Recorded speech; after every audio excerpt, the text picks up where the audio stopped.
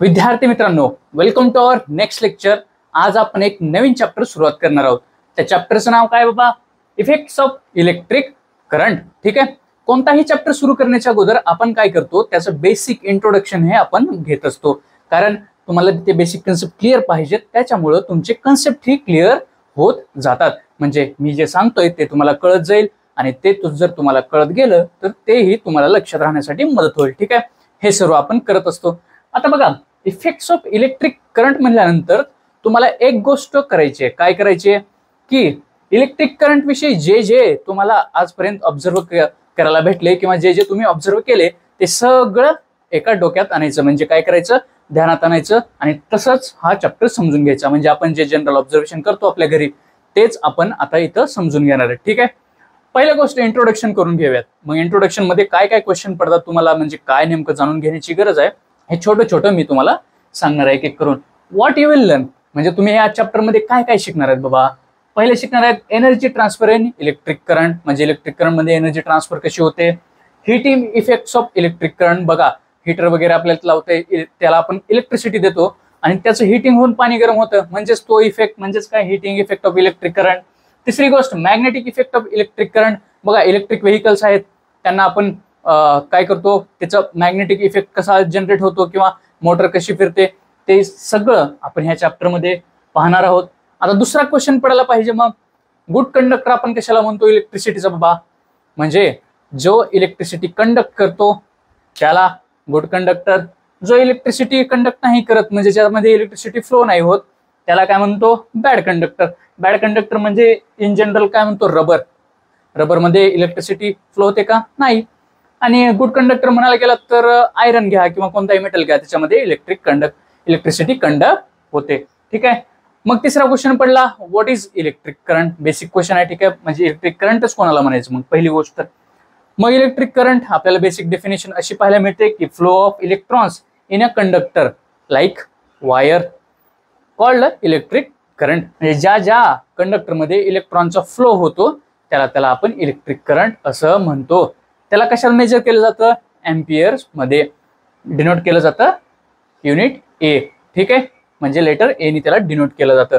हे झाला basic question. मग आपल्याला आणखी एक क्वेश्चन पडला, reason behind object positively charge और निगेटिव्हली चार्ज। हे पॉझिटिव्ह आणि निगेटिव्ह चार्ज कसं असतो बाबा, तर त्याचं सिंपल आन्सर होतं transfer of negatively charge particles from one object to another. म्हणजे जे निगेटिव्हली चार्ज पार्टिकल्स आहेत म्हणजे कोण, इलेक्ट्रॉन्स, एका ऑब्जेक्ट करून दुसऱ्या ऑब्जेक्टकडे जर ते ट्रॅव्हल झाले तर त्यांनी काय करतात, इलेक्ट्रॉन असतो चार्ज निगेटिव्ह, तो निगेटिव्ह चार्ज घेऊन जातात दुसऱ्या ऑब्जेक्टकडे, म्हणजे दुसऱ्या ऑब्जेक्टवर चार्ज आला निगेटिव्ह आणि हा माझ्यापासला निगेटिव्ह निघून गेला म्हणजे मी झालो पॉझिटिव्ह। ठीक आहे, अशा प्रकारे ऑब्जेक्ट चार्जड असतात पॉझिटिव्हली किंवा निगेटिव्हली।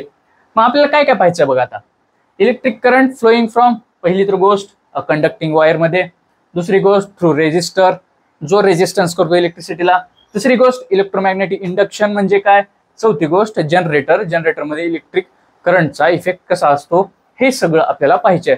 मग आपल्याला पाहिजे नंतर आता की बेसिक ह्याच्यासाठी काय काय निडेड आहे, म्हणजे बेसिक हे काय काय निडेड आहे आणि एक एक करून आपण हे बेसिक काय काय निडेड आहेत ते पाहू। मग इलेक्ट्रिक करंटचं बेसिक काय होतं बाबा, त्यामध्ये बेसिक्स बघा, फ्लो ऑफ इलेक्ट्रिक चार्जेस त्यालाच आपण डिनोट करतो आय या लेटरनी।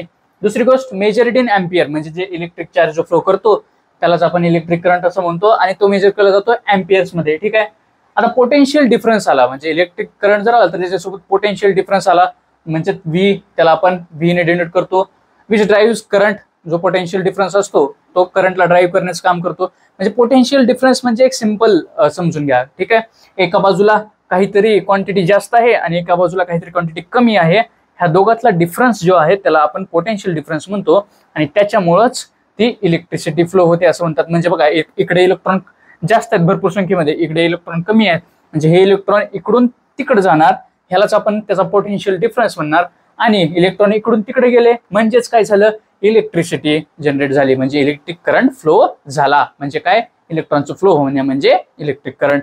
ठीक आहे, तिसरा आली गोष्ट Ohm's law, V equals to I R. R काय आहे त्याच्यामधला रेजिस्टन्स, आय आहे इलेक्ट्रिक चार्ज आणि व्ही आहे व्होल्ट, म्हणजे काय ओहम्स लॉ मध्ये पोटेन्शियल डिफरन्स। त्याचा युनिट काय बाबा, युनिट ऑफ चार्ज, म्हणजे आयचा युनिट ऑफ चार्ज काय, कुलम, त्याला आपण सी ने दर्शवतो. ठीक आहे. मग तिसरी गोष्ट आली स्टॅटिक इलेक्ट्रिसिटी म्हणजे काय. आता ही झाली फ्लोईंग इलेक्ट्रिसिटी. आता दुसरी झाली स्टॅटिक इलेक्ट्रिसिटी. आता स्टॅटिक इलेक्ट्रिसिटी कशाला म्हणायचं ते आपल्याला समजून घ्यावं लागेल. पहिली गोष्ट, static electricity deals with static charges that are not moving. जे म्हणजे एका जागी थांबलेले चार्जेस आहेत. स्टॅटिक म्हणजे संत, एका जागी थांबलेले म्हणजे स्टॅटिक चार्जेस आहेत. त्याच्याशी ही स्टॅटिक इलेक्ट्रिसिटी डील करते. म्हणजे काय, two types of electric charges, एक आहे निगेटिव्हली चार्ज, एक आहे पॉझिटिव्हली चार्ज. म्हणजेच त्याच्यामध्ये आली स्टॅटिक इलेक्ट्रिसिटी. मग हे जेव्हा जेव्हा इलेक्ट्रॉन फ्लो करतील तेव्हा फ्लोईंग ऑफ इलेक्ट्रिक करंट, जेव्हा ते सगळं एका जागी संत आहे, एका जागी थांबलेलं आहे, स्टॅटिक आहे, त्याला म्हणते स्टॅटिक इलेक्ट्रिसिटी. ठीक आहे. आपण ज्या काही टर्म लेक्चर मध्ये युज करणार आहोत त्या टर्म आपल्याला काय करायच्यात, एक एक करून पाहून घ्यायचे, जेणेकरून मी जेव्हा जेव्हा त्या टर्म म्हणेन तेव्हा तेव्हा तुम्हाला लक्षात आलं पाहिजे की बाबा त्या टर्मचा नेमका मिनिंग काय. ठीक आहे. पहिली गोष्ट सेल. सेल काय आहे बाबा, source of electrical energy that provides push म्हणजेच voltage for a electric current. म्हणजे काय करते, सोर्स आहे इलेक्ट्रिक व्होल्टेजचा, म्हणजे एकदम त्याच्यात साठवून ठेवलेलं असतं एनर्जी, इलेक्ट्रिकल एनर्जी, ती आपल्याला इलेक्ट्रिक करंटच्या फॉर्म मध्ये पाहायला मिळते. म्हणजे करंट त्याने फ्लो करायला मदत करतं. Like water flowing in pipe. ठीक आहे. तशा प्रकारे त्याने इलेक्ट्रिक फ्लो करायला मदत करतं. ही गोष्ट झाली सेल. दुसरी गोष्ट आहे रेजिस्टन्स. रेजिस्टन्स म्हणजे काय हो, oppose to flow of electric current. म्हणजे जेव्हा केव्हा इलेक्ट्रिक करंट जर पास होत असेल त्याला अपोज करणारा फोर्स, म्हणजे त्याला जी अपोज करणारी जी क्वांटिटी आहे त्याला आपण रेजिस्टन्स असं म्हणतो. ठीक आहे. तिसरी गोष्ट कनेक्टिंग वायर्स म्हणजे काय बघा, आता एखाद्या सर्किटला कंप्लीट करण्यासाठी एक म्हणजे बल्बला बोर्ड सोबत कनेक्ट करण्यासाठी काय असो, वायर असतो, आणि त्यालाच आपण कनेक्टिंग वायर म्हणतो. तो काय आहे, path for electric current to flow. म्हणजेच त्या इलेक्ट्रिक कनेक्टिंग वायर मध्ये इलेक्ट्रिसिटी ही फ्लो करण्याचं काम करते किंवा ते त्याला पाथ प्रोव्हाइड करतात. ठीक आहे.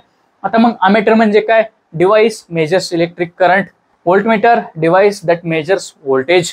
अमीटर म्हणजे इलेक्ट्रिक करंट, म्हणजे किती इलेक्ट्रिक करंट पास व्हायले का नाही हे बघण्याचं काम अमीटर करतं. आणि व्होल्टमीटर मेजर्स व्होल्टेज. व्होल्टेज म्हणजे काय हो, किती प्रमाणात इलेक्ट्रिक करंट पास व्हायले ते मोजण्याचं काम व्होल्टमीटर करतं. आणि इलेक्ट्रिसिटी पास व्हायली का नाही हे एक मोजण्याचं काम अमीटर करतं. प्लग की म्हणजे काय, स्विच टू ओपन और क्लोज द सर्किट. कोणतंही सर्किट बनवण्या अगोदर त्याला आपण एक प्लग की लावतो. म्हणजेच सिम्पली आपण जे घरचे जे बटन चालू करतो त्यालाच आपण प्लग की म्हणू शकतो. त्याच्यामुळे काय होतं, फॅनचं बटन दाबलं तर फॅन लागतो.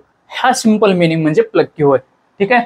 ओहम्स लॉ बघायचा होता. मग ओहम्स लॉ काय, relationship between voltage, current and resistance. या तीन गोष्टीचं एकदम रिलेशनशिप म्हणजेच काय आपल्याला पाहायला मिळतं ओहम्स लॉ द्वारे.